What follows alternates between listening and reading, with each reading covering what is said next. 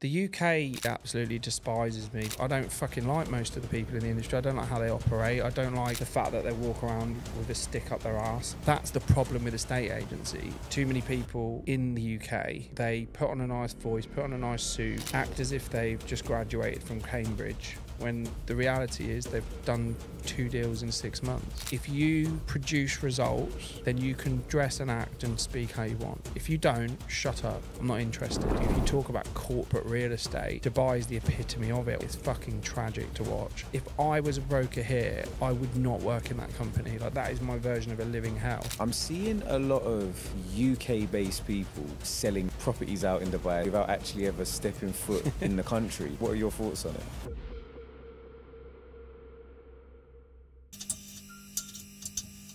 PBK podcast is sponsored by Faraway Pizza, the fastest growing pizza company in the UK. With over 160 stores, you can definitely find one near you. If you want a slice of their flavoursome pizza, then you can use our discount code PBK20 at faraway.co.uk to get 20% off. Once again, PBK20 at faraway.co.uk to get 20% off. Welcome back to another episode of the PBK podcast. Doesn't matter if we're in the UK or overseas, we keep the episodes coming.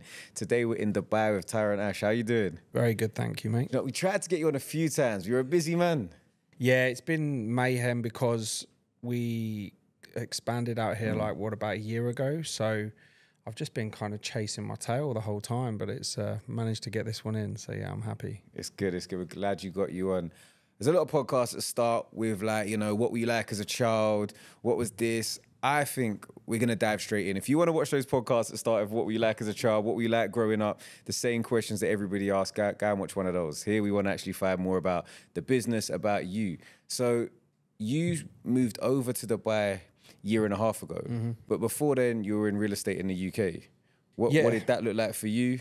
How long were you in the space for? Yeah, I mean, I've been in estate agency real estate since I was, it's been 20 years now. So I was working on a high street, in corporate estate agency, sales negotiator, selling £100,000 homes, like right up to kind of selling luxury homes in London. And I've done that like my whole life. And I think about 5 years ago, I come to a bit of a crossroads because the growth aspect wasn't there in the company that I worked in. And I was building a big social media profile. I was getting a lot of people wanting to list houses with me across different prime and super prime areas in the UK. But when you are working in a estate agency, they do tend to box you off in one little area. And if you go out of that, you have to pass it to another branch or a different agent, and it just didn't work. So I ended up stumbling into the business really because I got to a point where the growth my growth outweighed what any of the companies could actually offer me. And so I didn't have a choice. I had to set it up. So I ended up setting it up for myself. And there was a team of like 8 or 9 people that were kind of working in and around me that came over. And it just expanded from there because I've always had a very aggressive approach to real estate and estate agency. I think that the bulk of people within the industry kind of just tick along and make ends meet. And I feel like if you are really, really driven and you actually want to kind of take the bull by the horns, you can make some serious money in it. And, that was always my angle. And when I was hitting sort of £20,000, £30,000 months as an agent, I thought to myself, well, if I can do it, I can show other people how to do it and we can grow a business. And that's kind of how it materialized. And fast forward like 5 years, the UK has expanded to a national company, about 150 agents in the UK. And then we've got a team of about 40 agents here in Dubai. So we should break kind of, 200 plus agents. I could have added 1,000 agents, but it's the quality control and it does go up and go down based on people not fitting the culture and things like that, How have you found that? Obviously, you built the business off a personal brand, which you had a certain sales ethos. Like everyone has different strategies when it comes to selling, delivering, how they build rapport. How have you found being able to replicate that within your agents, within the industry? It's not easy because the biggest problem is that we are, in my opinion, in an era now of people that don't want to do work. The problem is we've been sold so much on how to automate things, how to attract marketing, how to do all these different things that people forget that they actually have to do the hard work. And for me, I always look at things like marketing, social media, personal brand as a way to accelerate your hard work. So if you're good at attracting business, but you're working extremely hard, you're an exceptional estate agent or real estate agent, you're great at closing, you're booking loads of appointments, then you having a great personal brand is going to slingshot that to the next level. But some people think that's the only way of doing it, you know.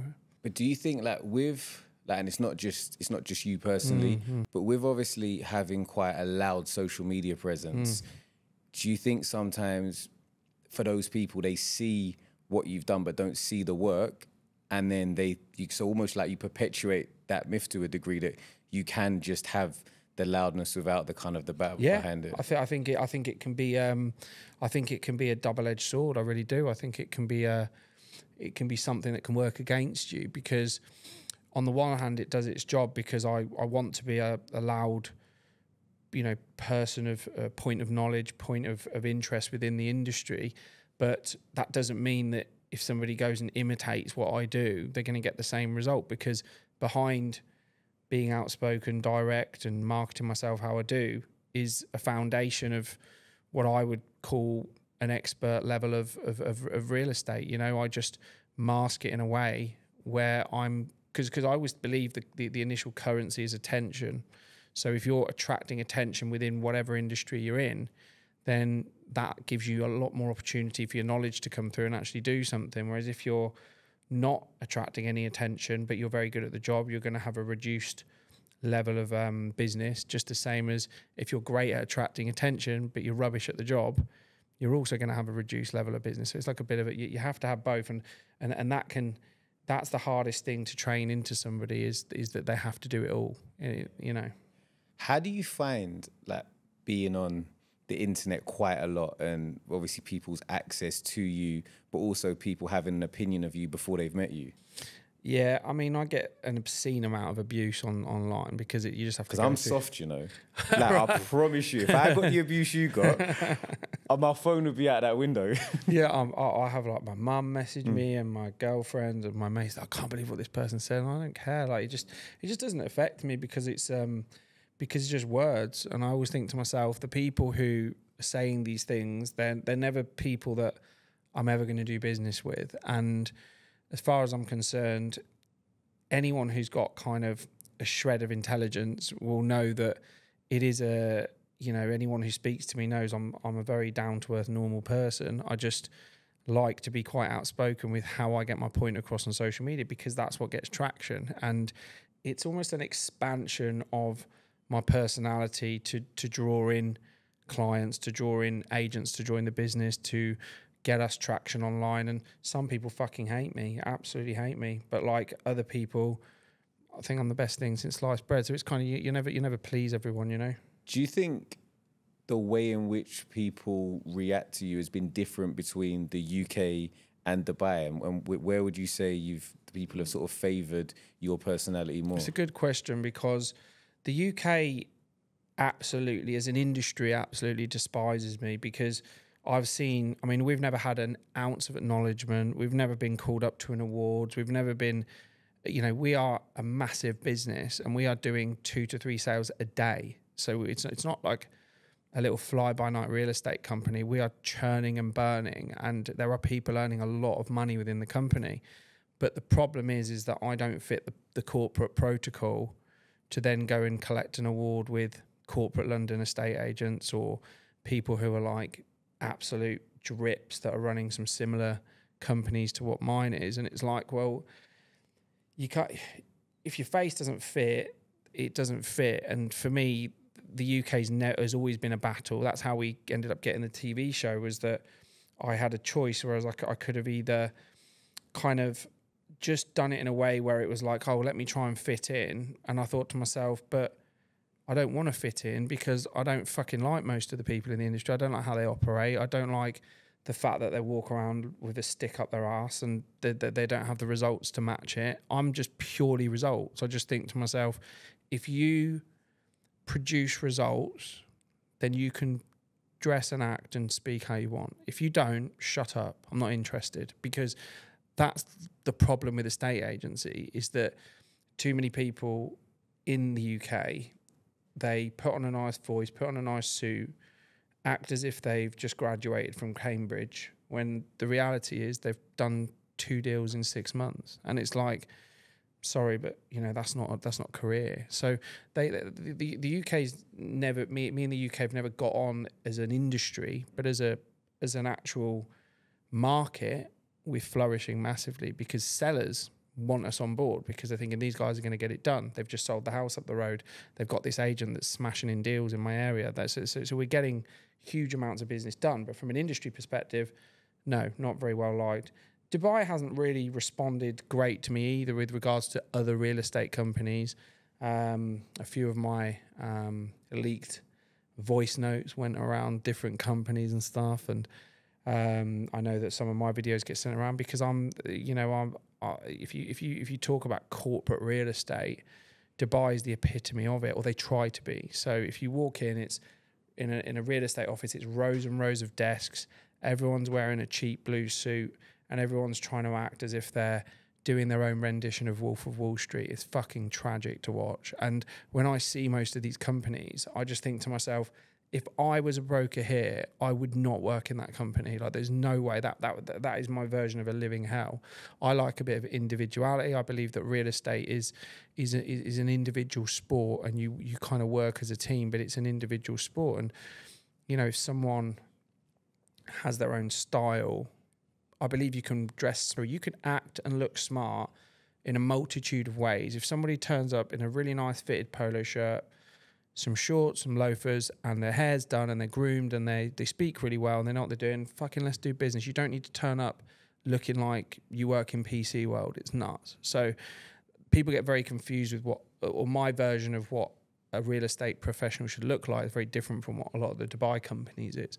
So they don't really, favour me that great. Some companies really like us and work with us. Others, they just, we're like the black sheep again here, I guess if you're confident in your business model, when you said results, in terms of results, like for the UK market to start with, you said obviously transitioning from being an agent where you can see 20 to 30K months, but potentially because of your social media reach and personal branding reach, could have been more, but was sort of almost ring-fenced by the industries.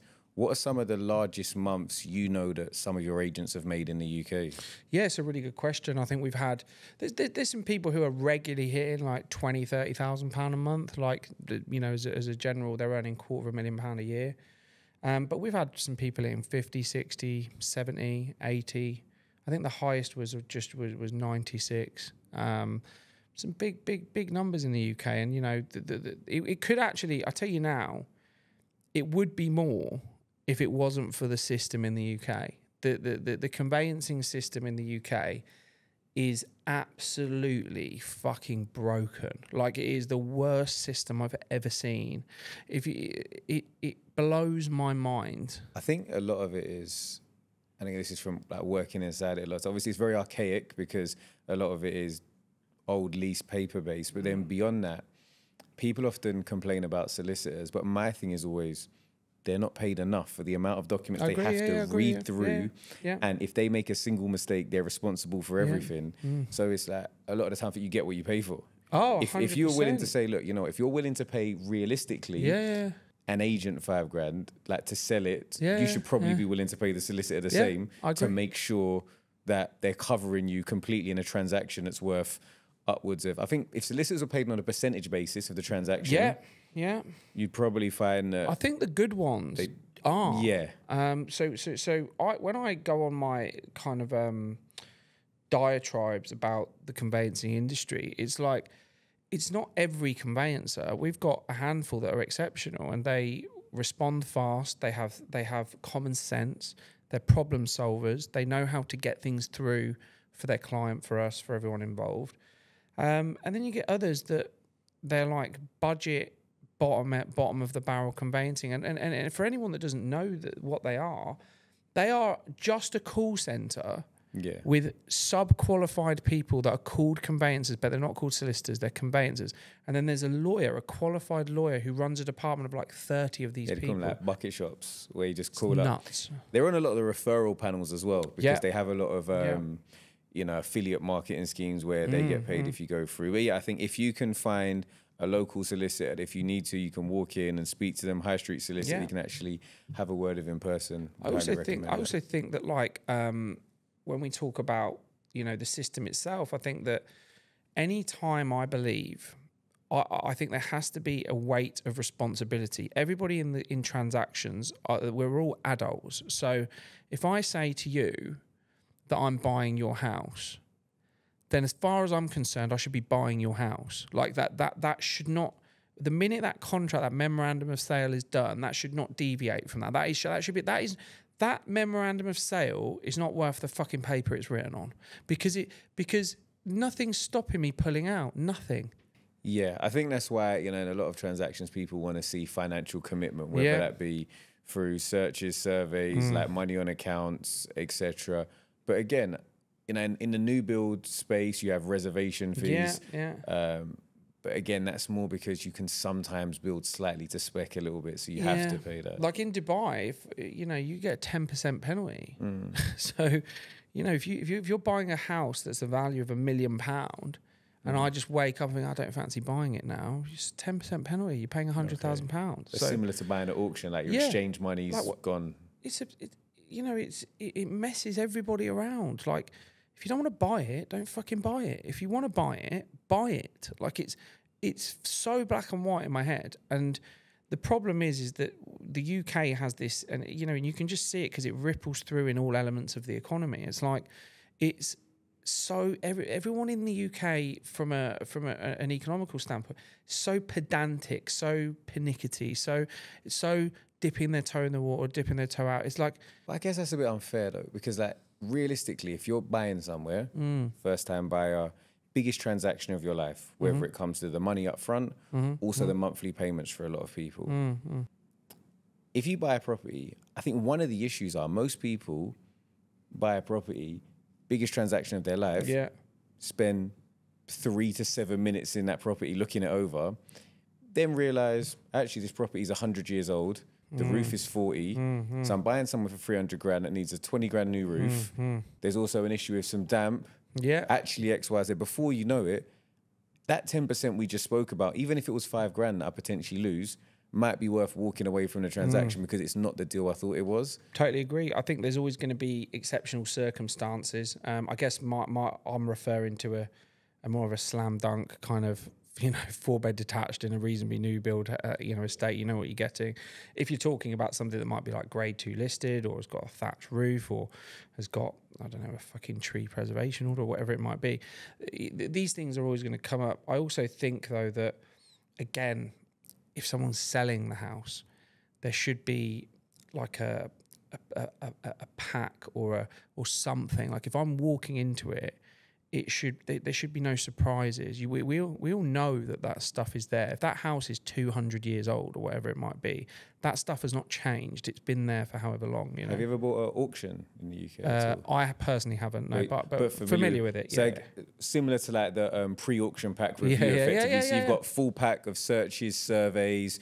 You've got wherever the service charges are. And I think it makes a lot of sense. You know, in terms of if I want to walk into Curry's and go and buy the latest iPhone, I know that, okay, this is what I get, this is what I don't get, this is the warranty, this is if any issues. If you could get something similar with a property, it would mean you create a level of accountability from a buyer and a seller. So you can't just paint over damp. You're saying, look, there's no damp in the property at present. And I think potentially it could. I feel like, you know, it could be a long conversation because what effectively it needs is first of all, it needs a preemptive.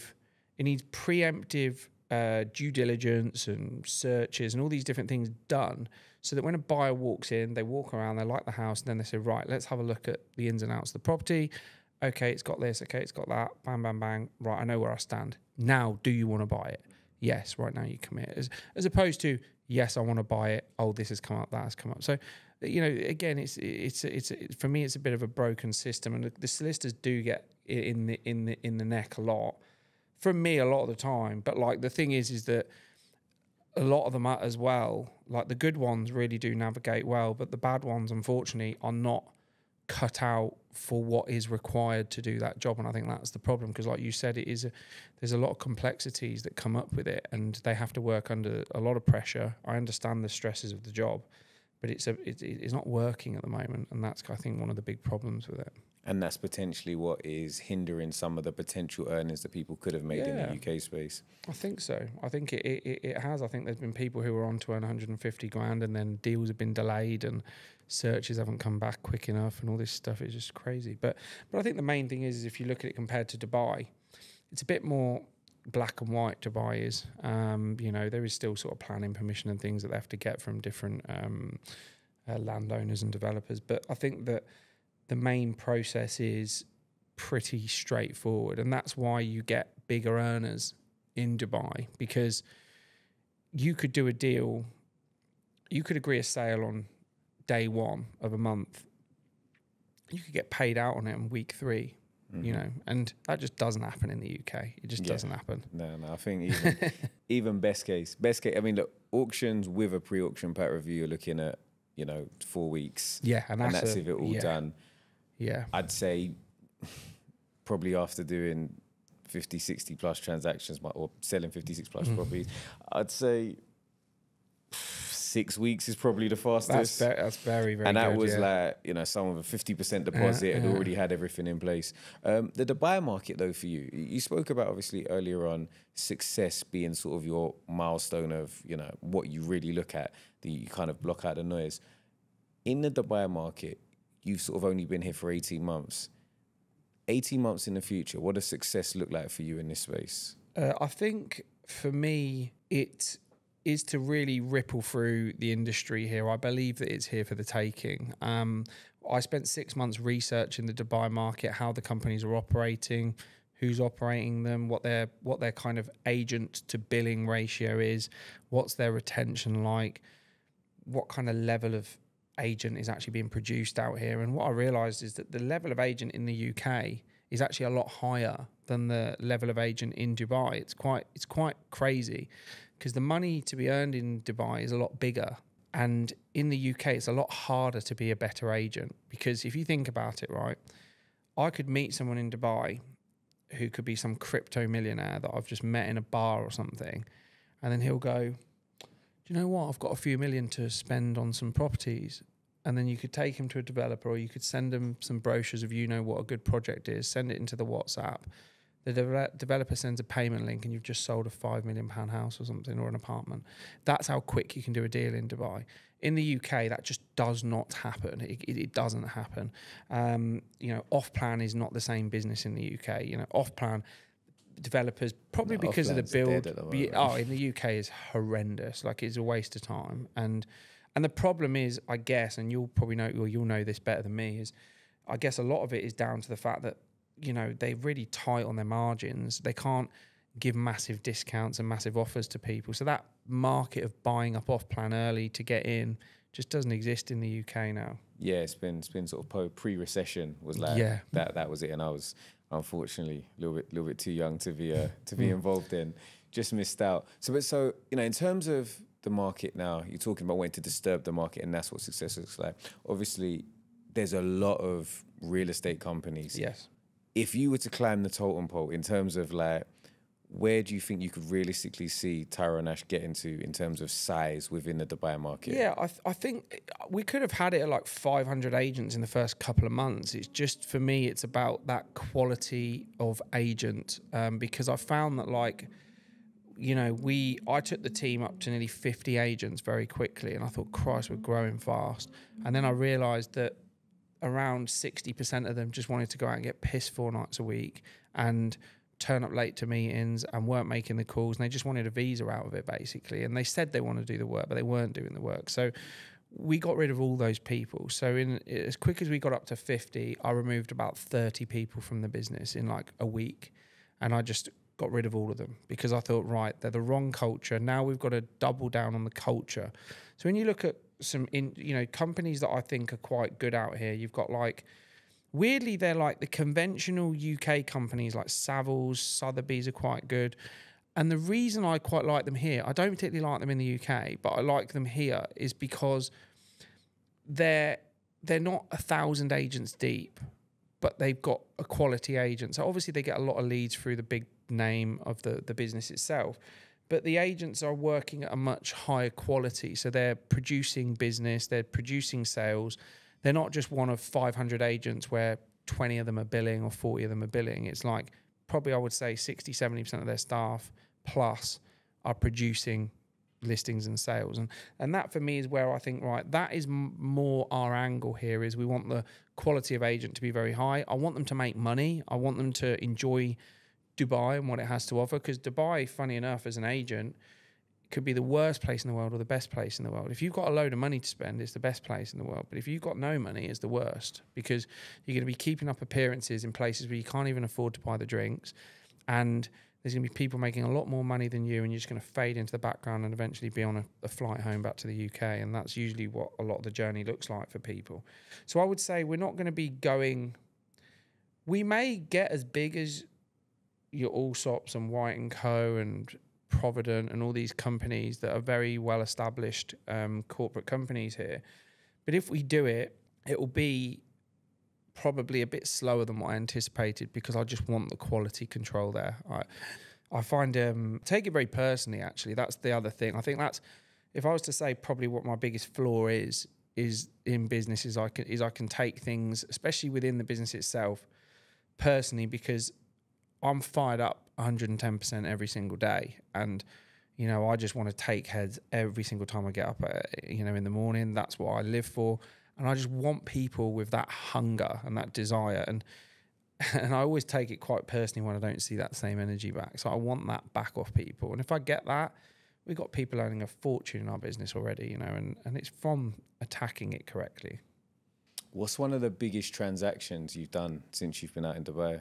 The biggest one we've done is around 30 million AED. So it's not as big as some of the monsters. We've only been open a year, but it was a good one. And we've done a few at 15, a few at 12, one at 12, one at 10, a few at 8. But the biggest one was just under 30. And, that was... that was a really, really, really good deal done with a Russian client who bought it cash. But the funny thing is that we're selling a lot of off-plan. So, we've also had people who've bought 5 or 6 units at once, or half a floor or a floor, and that's massive money. The units themselves aren't big, but the deal is big. So, we had one at 30 million AED that was done there, and but that's big fees as well, because you're talking about 5-6% fees. So like there's a lot of churning and burning with the off-plan market, and we're doing a lot with that. It all depends on, with Dubai, it's very much about where the market's going, where the infrastructure's going, and like we're doing a lot around the casino island at the moment, because that's just a great place to invest, and a lot of our investors are now putting their money there. So we're targeting a lot of them. I think we did nearly 30 units last month just on the casino island. So it's interesting. We're going to get to Dubai hotspots next. Yeah. But before we get there, there's one thing I wanted to touch on that I thought I'd get your take on. Mm-hmm. I'm seeing a lot of UK-based people selling the Dubai dream, almost like selling Dubai or selling properties out in Dubai, selling off plan. Some of them probably without actually ever stepping foot in the country. Have you seen much of this, and what are your thoughts on it? Thank you to those of you who have liked, shared, commented, but most importantly, subscribed to the channel. Did you know only 28% of people that regularly watch my videos have subscribed? Now we're trying to get that to 40% so we can bring on bigger and better guests and make better content for you. So if you could do that right now, myself and my team would really appreciate it. Now back to the video. I think the one thing that is very, very easy to get hold of is a development somewhere in Dubai that you could send out to your network or push out. And a lot of UK agents are trying to do deals for UK clients, because I think the UK was the biggest purchaser of property in the whole of Dubai last year and the year before. So there is a massive market to marketing Dubai properties to UK clients, and that's a big, big part of our business. But you got to know what you're selling. And the other thing is that like for every one good development, there's another 5 that you're probably not going to make much money on. So, you know, you've got to have an expert. You've got to have an expert who's advising you on where to position your purchase. And someone in the UK who's never, like you said, set foot here and doesn't understand where that infrastructure is going, where you're going to make the capital appreciation, where's going to give you the best rental yield, all these different things an expert needs to be able to tell you, not someone who's sat and never been in Dubai and doesn't understand it, you know?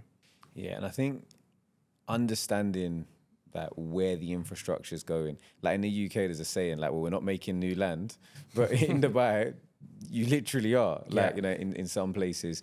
So understanding where to invest, I think is probably one of the markets that's probably one of the most important things, because areas come up and go down very frequently. For you personally, where are your kind of hotspots where you're looking at the moment for clients? I think that it all depends on, I always say, like, follow the infrastructure. So don't just follow where communities are being built, because what you'll see is that certain communities that were the first ones to go up, people made an absolute fortune on, but by the time they did the second version and the third version of that community, they didn't hit the same numbers. So what it becomes is still a healthy market to be in, but it's not as ginormous when it comes to the profits you can make. So when you talk about infrastructure, there's a few areas that are slam dunks every time. I always think if you're going to buy for short let or rental investments, Business Bay, downtown is always a safe bet. I've just bought one in downtown myself, 400 meters from the mall, branded residence, and it's got, you know, you just can't, it's going to rent out 365 days a year. So that's a great investment, and I know that will go up by a good 15% by the time I get it handed over. The areas that are kind of peaked, but they're always going to be very, very in demand, is areas like the Palm, because it's a finite piece of land. It's never going to get any bigger. And there's a lot that. They're doing another Palm. Exactly. That Palm's bigger, but this one is, you know, so, but maybe that might drive the value of the original one up as well. You never know. Because one thing I've seen historically is when they build a second version of something, it's never quite as good as the first. That's what I've seen. So yeah, that's always healthy, but I think that's going to see probably a bit of stagnating at the top end of its pricing, because it went crazy there, like absolutely crazy.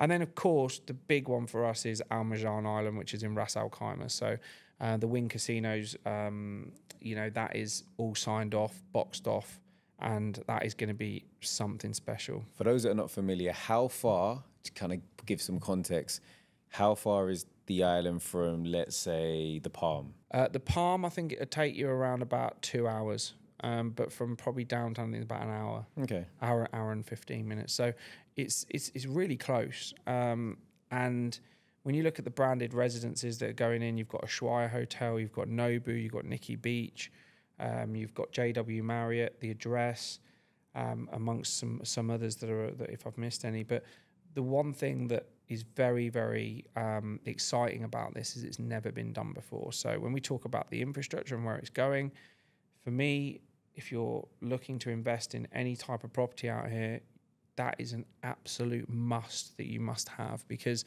even if you hang on to it or you want to flip it, both are going to give very, very good options. And by the time they come to handover and that casino starts opening, if you're holding lots of real estate there, you're going to get big money offers for all your units, especially on the actual island itself. It's interesting. And when is the island projected to, or the casino projected to open? So it's, I believe it's end of 2024. 2026, I believe. Okay, so not too far. Yeah. Things happen fast here. Yeah. Let's ask you some this or that's for people that are like, you know, in terms of areas, because I have got my personal favourites that nobody agrees with. But JBR or Marina? JBR. Yeah, JBR. I'm not a fan of the Marina because... I feel like it's because you've only been here. You see, if you was here when I was here before, Marina was the one. It was the one, definitely it was. And you know, it's still really nice. I think it's, they're both pretty bad for traffic. But, terrible. But they are, aren't they? Terrible, yeah. But I do like JBR. I think it's quite, and you've got a few new hotels that have gone up there as well, so it's quite cool. All right, the harbour, as in like harbour opposite Marina, or Creek Harbour? I would say the harbour by the marina. That's definitely. We can be agreed. Yeah, I think it's. To be fair, Creek Harbour does look really nice. Yeah, it does. But it does feel a little bit empty at the moment. It needs a bit building up. It needs to find its soul, find 100% people there. It's building up, but I think it's. I do like Creek Harbour. I think it's really nice. But I think that you can't beat the main harbour. Yeah. And then this isn't a this or that, but final question: thoughts on JVC? JVC is a very, very good area to be investing your money. So we spoke. That was actually the one I missed out. Was because it's effectively the landing strip of where all the real estate agents go and they live, and people who arrive in Dubai live, because it's relatively affordable when it comes to the renting there and things like that. But they are building and extending this, I think it's like a monorail or a train or whatever you call it. And that's going to be connecting JVC to downtown and DIFC and Business Bay in like 15 to 20 minutes. So commuters, it's going to be brilliant. So what you'll see now with JVC is you've got Danube, you've got Bengati, you've got some individual developers that are now building really, really nice developments, and they're good ones to buy. I think one of the things with JVC, there's loads of little nice developments, but there's not anybody pulling the overall infrastructure together. Agreed. So your building in isolation is really nice. Yeah. But you step out and you're still in the sandpit. Yeah. It's quite odd actually, because it is a lot of individual kind of developments, and it's still going that way. Yeah, no, it's like if I was gonna come and do sort of developments in Dubai, that would be where I would have to go in terms of to be able to develop at a smaller scale, whether it's sort of, parade of townhouses, whether it's a 4-story building, it's more viable than when you look out here. And if you're not talking 30, 40 stories plus, you're not a developer if you're in Marina or sort of JBR. Yeah, I think JVC is definitely a good place for developers to be going. I know a few of the newer developers have made some great offers on some of their developments there. And they're going to go up, because as that monorail connects the rest of Dubai, that's going to just make it even more appealing for people that land here. And with the new developments going up, it's going to be a lot more modern. There's going to be a lot better options there. And I just think it's a safe place to be investing money. And it's very affordable. Like, you can pick up studio apartments for 600,000, 700,000 dirham. It's nothing. No, there's some good, definitely. And I know a lot of people that do very well with their, Airbnb businesses there. Still rents very well for those that are looking to commute. And it's close to the 5 other stuff in terms of JVC. So people like it a lot. Let's just talk about the actual, the Dubai economy, price fluctuation, because I've heard, some sound bites of you online talking about, people sort of overestimating how much it fluctuates. What's your opinion on where the market is now and where it's going to go? I think it's so exciting, to the point where I actually didn't realise how exciting it was. People think that Dubai has been maxed out. They think, the Burj Khalifa, the Palm, all these things that everybody knows. Oh, that's it. That's Dubai. It's like they have not even got started. They are 20% in. And when you actually see the plans of what's to come, and they're pumping in, I can't remember what the number was. It was 272 billion or something. Just under 270 billion. That was it. That was going into the.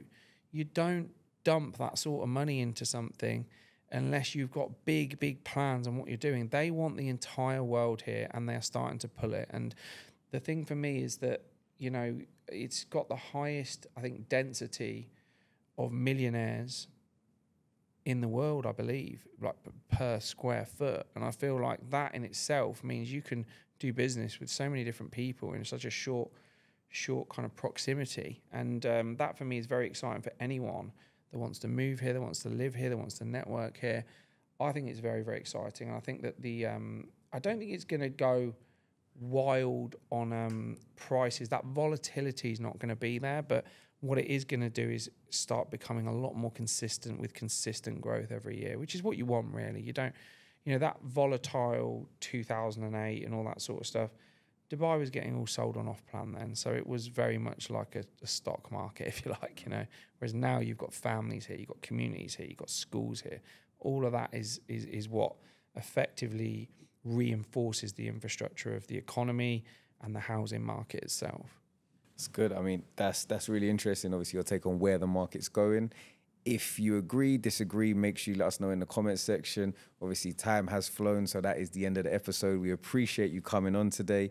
Obviously, you should already know where to find Tara, but if you haven't or don't already know, how can they find you? How can people connect with you? Yeah, so Instagram is fine, Tyron Ash Official. Obviously, you'll find me on LinkedIn and all the other platforms. But yeah, that's probably the easiest one. But thanks for having me. Real pleasure. No problem. Amazing. Well, we are going to be back next week with another amazing guest. If you haven't already, make sure you subscribe and we'll see you again real soon.